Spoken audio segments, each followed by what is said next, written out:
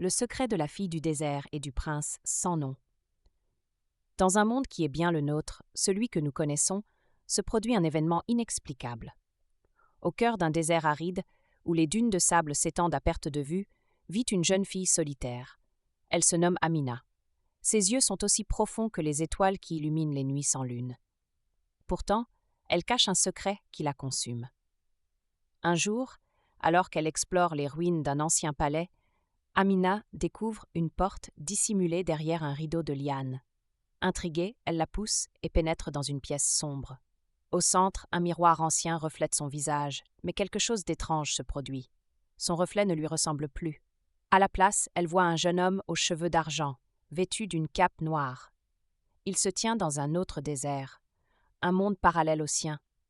Le prince sans nom, car il a oublié son identité, est prisonnier de ce miroir depuis des siècles. Il supplie Amina de l'aider à retrouver sa liberté. En échange, il lui révélera le secret qui la hante. Amina accepte, guidée par la curiosité et la promesse d'un miracle. Chaque nuit, elle se tient devant le miroir, murmurant des incantations anciennes.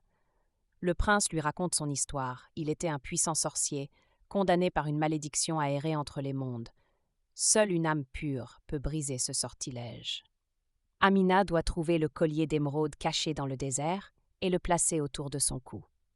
Le temps presse. Les étoiles s'éteignent peu à peu et le prince s'affaiblit. Amina brave les tempêtes de sable, les serpents venimeux et les illusions trompeuses.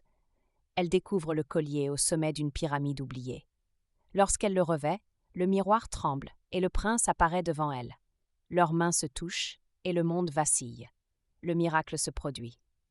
Le désert s'épanouit, les étoiles brillent plus intensément et Amina retrouve sa véritable identité. Elle est la gardienne des mondes, liée au prince pour l'éternité. Ensemble, ils veillent sur les secrets enfouis dans les sables et les étoiles.